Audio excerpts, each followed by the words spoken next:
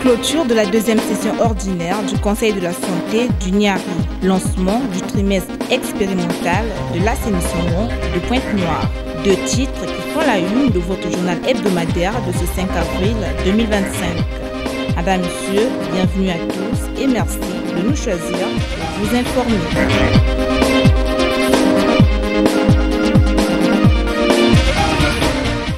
Tenus sur 3 jours, les travaux de la deuxième édition de la session ordinaire du Conseil de la santé du Niari se sont achevés le vendredi 4 avril 2025 à Dolisie. En l'absence du préfet de ce département, c'est le secrétaire général Bruno Fructier-Bounsana qui a patronné la cérémonie de clôture. Au nombre des participants, les sous-préfets et administrateurs maires des communautés urbaines, les cadres et agents de santé, ainsi que les partenaires techniques et financiers de l'État. D'entrée de jeu, il a été question de présenter les résultats de l'évaluation des 14 districts et 4 arrondissements. Évaluation faisant suite à l'orientation du préfet demandant aux gestionnaires des circonscriptions administratives d'envoyer chaque mois un rapport sur les indicateurs à haut impact. Les districts de Banda et Moutamba ont été récompensés pour le travail abattu.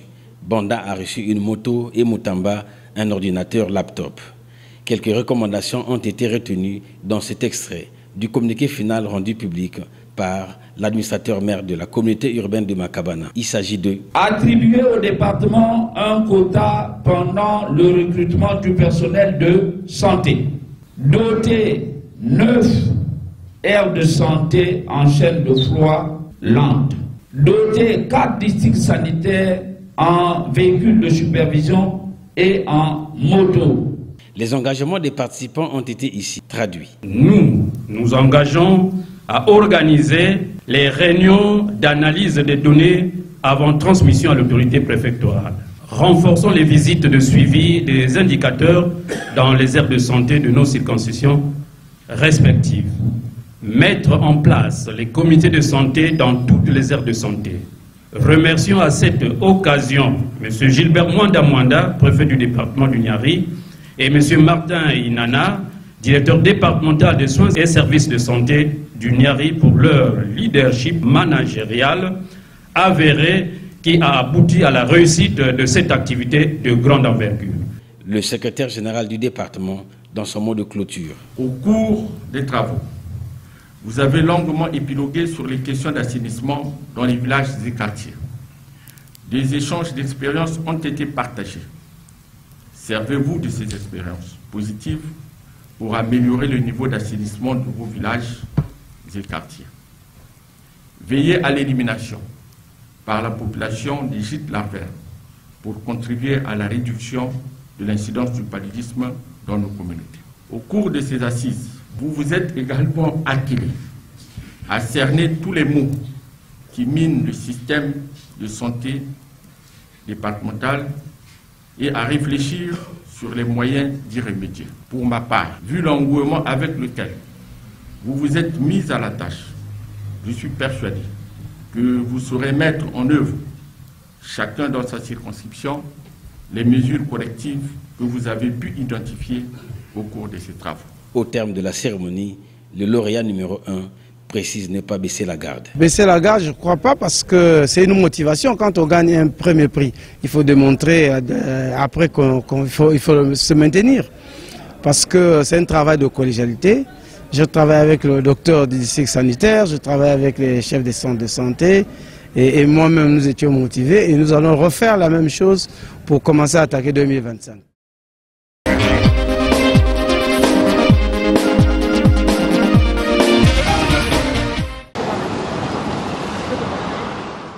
Le trimestre expérimental de l'assainissement de la ville de Pointe-Noire a été officiellement lancé ce samedi 5 avril 2025, premier samedi du mois en cours, par le premier vice-maire de la ville de Pointe-Noire, l'honorable Louis-Gabriel Missatou, au nom de la coordination départementale.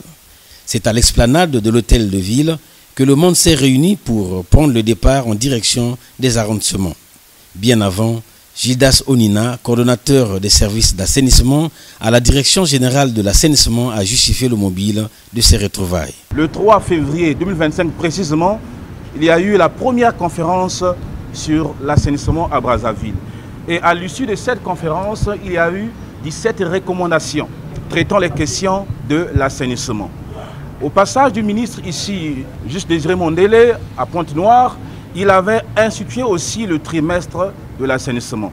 Alors sur les questions d'assainissement qui rassemblent les collectivités locales, les forces concentrées et déconcentrées, c'est pourquoi aujourd'hui, le premier samedi du mois d'avril, nous nous réunissons tous autour de cette question communautaire.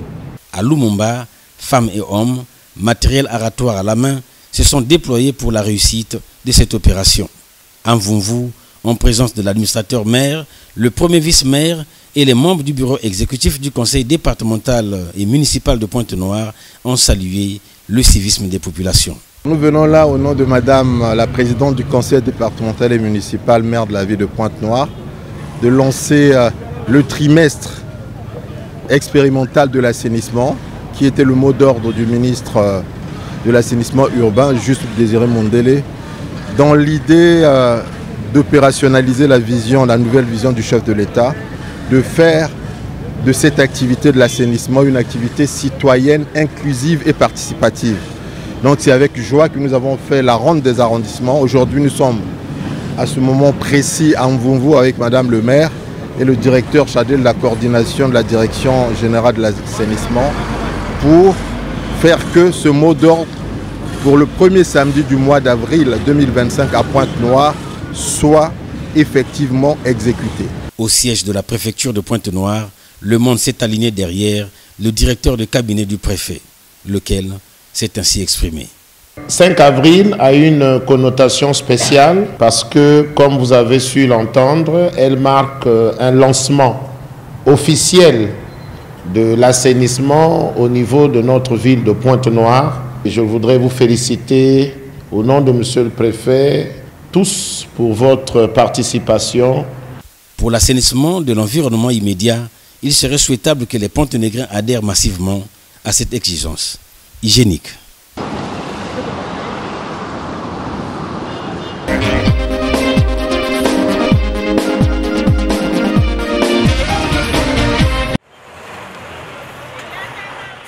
Aux abords du quartier Terre Jaune, à Mongopougou, dans l'arrondissement 5 de Pointe-Noire, l'observateur urbain constatera la progression tentaculaire d'un ravin à la montée du marché de ce quartier.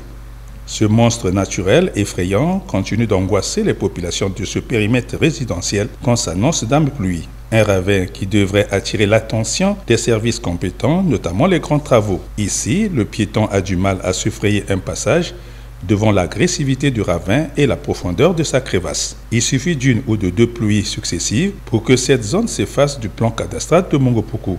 Un danger permanent des vendeurs de ce marché qui se verront un jour avalés avec leur étal installé au cœur de cette avenue. En approchant le pied de ce ravin, certains riverains ont manifesté leur ras-le-bol. Pour moi, je voulais qu'on puisse venir nous aider parce que là, on a essayé d'arranger, on n'a pas pu, vu qu'on n'a pas de moyens. Donc, si on pourra venir nous aider pour fermer le trou là. Ça a commencé, c'était juste une petite trou. Après, si ça continue, ça va faire tomber des maisons ici.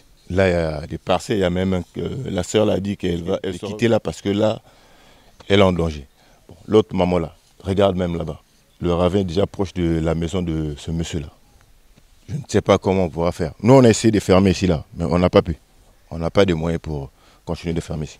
À l'État, c'est que je pourrais dire, s'ils peuvent venir nous aider. D'autres ont lancé un SOS au président de la République et au chef du gouvernement. Regardez comment le ravin est devenu. Ça fait 6 ans, personne n'a réagi, personne. On ne sait pas comment faire.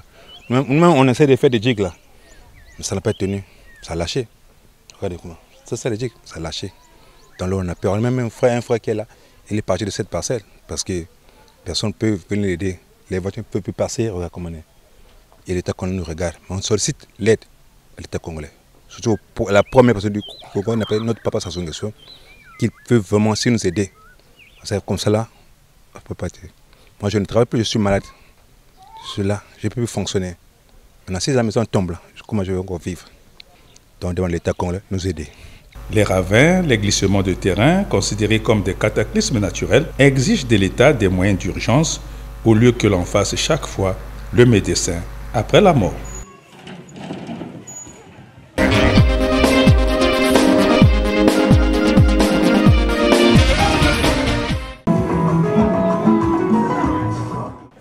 strict respect des orientations du président Dienus Sassou Nguesso, le préfet du département de Pointe-Noire, Alexandre Honoré Paka, et sa délégation ont effectué le jeudi 3 avril 2025 une descente de travail dans les villages Colombo et Bilolo, dans le district de Tchambanzassi. Une descente pour la réhabilitation et la réinstallation des populations de ces deux villages qui avaient subi les exactions frontalières ayant causé la mort du chef de village de Colombo. Une cérémonie rehaussée de la présence des délégations militaires et policières angolaises. Le sous-préfet de Tchambanzassi, dans son mot de bienvenue, a révélé les efforts de l'autorité préfectorale pendant 5 mois pour l'aboutissement de ce processus. Il y a environ 5 mois que vous avez engagé ici, en ces lieux, le processus de réhabilitation, reconstruction et réinstallation des populations des villages Colombo et Bilolo, ainsi que leurs habitants. Colombo, 318 habitants attendus et 156 habitants attendus pour Bilolo, pour un total général de 474 habitants pour les deux villages. Pour restaurer la quiétude sociale, Alexandre Honoré Paka a remis des dons de matériaux de construction, des vivres et d'envivres aux populations avec l'aide de ses partenaires consulaires. Ceci avant son mot d'honneur de présentation officielle des chefs de village de Colombo et de Bilolo.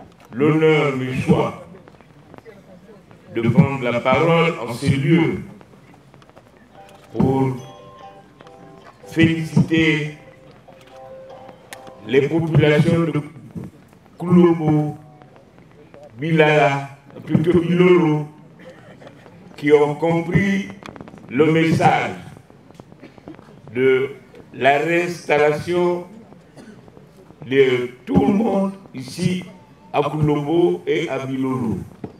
Nous avons donc décidé, et la décision suivra avec le sous-préfet, que ce village sera désormais sous la tutelle de M. Déba Alphonse, sur proposition du sous-préfet. Nous avons décidé que ce village Bilolo soit par M. Lumba Stéphane. Un message de réinstallation soutenu par le chef du village de Bilolo. C'est avec un réel plaisir de voir M. le préfet venir réinstaller le deux villages. C'est environ de cela, comme M. le sous-préfet a dit, 5 ans de cela, que nous sommes dispersés. Et M. le préfet a pris les initiatives de faire renaître ces villages. Vraiment, nous les remercions beaucoup. Et précisément, nous félicitons les efforts de M. le Président de la République, son Excellence Denis Sassou Nguesso, d'avoir pensé de faire revivre ces villages. Une réhabilitation et réinstallation des populations couplées à la construction de la maison militaire et l'érection d'un forage d'eau dans cette zone frontalière Angola-Congo.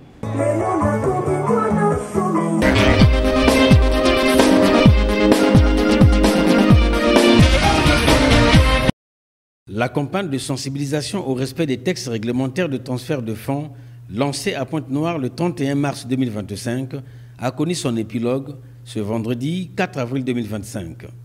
Le directeur général de l'Agence des régulations de transfert de fonds a reçu pour ces 2 derniers jours les communautés tchadiennes, congolaises RDC, centrafricaines, guinéennes, libanaises, sénégalaises, burkinabées et nigérianes. Le message de Jean-Claude Bazébi a été le même à l'endroit de ces communautés ayant des chaleureuses relations de fraternité avec le Congo. Tout opérateur économique exerçant dans le domaine de transfert de fonds est tenu de s'interconnecter à la plateforme opérée par l'ARTF au risque de tomber sous le coup de la loi. Nous mettons en application les instructions de M. le Président de la République qui nous demande de dialoguer, de sensibiliser et d'appliquer d'une manière intelligente les textes, que ce soit les textes législatifs ou les textes réglementaires de la République du Congo. Cela est réitéré par M. le Premier ministre et réitéré également par M. le ministre des Finances, du Budget et du Portefeuille public. Et ce que nous attendons de ces communautés, c'est qu'elles viennent s'inscrire, que les opérateurs économiques de ces communautés viennent s'inscrire, viennent déclarer leurs opérations, parce que justement, c'est ce qui fera que nous puissions faire notre plateforme de certification des transferts de fonds. La séance de questions-réponses a permis aux participants de s'imprégner davantage de ces nouvelles dispositions inscrites dans la loi des finances 2025. Au terme de la campagne, nous avons rapproché deux responsables de communauté. Vous savez, quand il y a des lois dans un pays, il faut les respecter, n'est-ce pas? Quand les lois sont respectées, eh bien, ça permet à toutes les personnes de vivre dans toute quiétude et de vivre en paix. Comme l'a su le dire le DG de l'ARTF, nous sommes un pays frère, nous sommes côte à côte, donc il y a beaucoup de choses qui peuvent se passer et c'est très important que ces choses ou ces opérations soient réglementées. Quand elles sont réglementées, et ça nous permet tous de vivre dans une grande et une bonne convivialité. Moi, je pense que c'est une très bonne chose parce que souvent, on arrive dans un pays, on voit les autres faire et puis on a tendance à se débrouiller, à faire quelque chose. Mais souvent, le fait sont avoir des informations qu'il faut. Et donc ça, c'est une bonne chose parce que ça va permettre de sensibiliser nos compatriotes qui peut-être sont tentés par cette activité, de leur donner des éclaircissements afin qu'ils travaillent dans la légalité. Il ne reste plus qu'aux responsables des communautés de relayer ces nouvelles dispositions à leurs compatriotes opérant dans le secteur de transfert de fonds en République du Congo.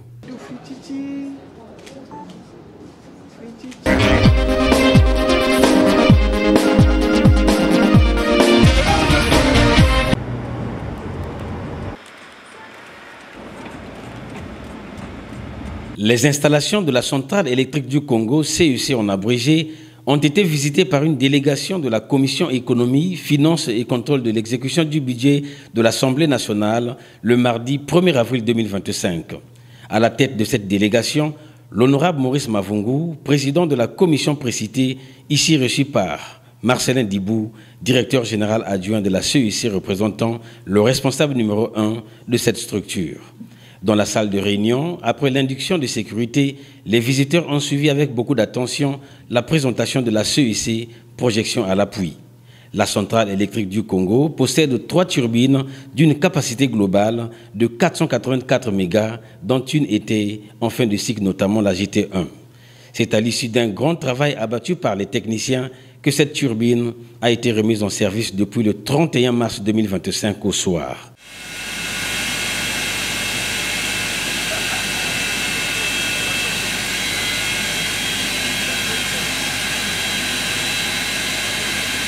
Ce qui a été effectivement remarqué lors de la visite guidée.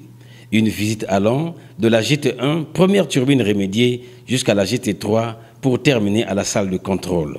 L'ancien rotor de la GT1 a été remplacé par le nouveau ici représenté en images, le directeur général adjoint de la CEC. Nous avions des travaux au niveau de la première turbine, la GT1. Ces travaux, c'est la révision générale de la turbine. La turbine est arrivée en fin de cycle de vie. Et il fallait donc renouveler les organes de la turbine, ce qui a été fait. Le directeur technique et ses équipes ont travaillé, ainsi que le constructeur en salle d'eau, ont travaillé à pied d'œuvre. Et depuis hier, on a trouvé la solution. Aujourd'hui, la turbine est en marche, en activité. Nous avons l'habitude de travailler avec le gouvernement de la République, mais nous pensions quand même qu'au niveau de la représentation nationale, il fallait qu'on échange pour qu'ils aient une vue de ce qui se passe, des problématiques de la CEC, et c'est pourquoi nous sommes très heureux d'avoir accueilli la Commission économie et finances. La CEC, société anonyme investie à 80% par l'État congolais, mérite un regard de la Commission. La Commission économie et finances vient également pour porter son regard sur le financement de cette société. Et il va de soi que c'est des questions qui relèvent du portefeuille de l'État. L'État a des sociétés pour lui apporter des moyens afin d'abonder son budget.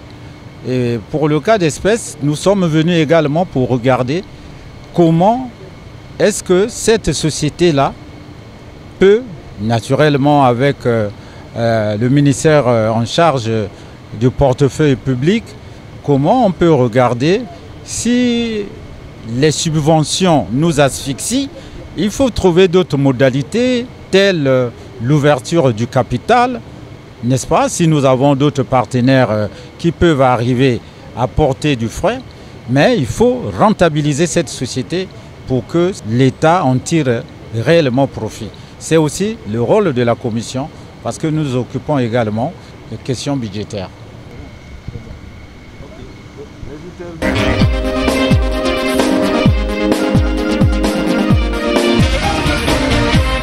En hommage à la professeure Hélène Santé, l'association Éducation Petite Enfance a organisé à Dolisie en partenariat avec la direction départementale de l'enseignement préscolaire, primaire, secondaire et de l'alphabétisation du Niari, une conférence débat au lycée d'excellence Denis Sassou Nguesso de Mbunda le samedi 29 mars 2025. Ce qui a valu la présence de Laetitia Manuel, présidente de l'association organisatrice et conférencière du jour. L'égalité des chances filles-garçons en milieu scolaire, c'est le thème retenu pour cette conférence débat ayant eu pour cible ces élèves du lycée d'excellence Denis Sassou Nguesso de Mbunda à Dolisie dans le département du Niari. Après le mot de bienvenue du proviseur de l'établissement scolaire supracité, la conférencière a procédé à la présentation de l'association Éducation Petite Enfance existant depuis plus de 10 ans avant de développer la thématique de la conférence débat. Dans la salle, nous avions noté la présence de quelques membres de la mutuelle générale des compagnons de Mbunda, dont son président Albert Benzemonou, tirant sa révérence à Hélène Santé, son professeur d'histoire géo, il y a 65 ans. Nous sommes passés à Mbunda il y a 65 ans. Vous voyez l'âge de notre fille. Ça, c'est notre fille. Il est la fille d'un collègue qui était avec moi ici à Mbunda. Nous étions de la 15e promotion à Mbunda. La 15e promotion qu'on a dénommée la promotion Denis Sassou Nguesso. Quand nous sommes arrivés en classe de 4e et 3e, Madame Hélène Santé, une jeune Française, a été affectée ici comme professeur d'histoire géo. La présidente de l'association Éducation Petite Enfance au sortir de la conférence débat.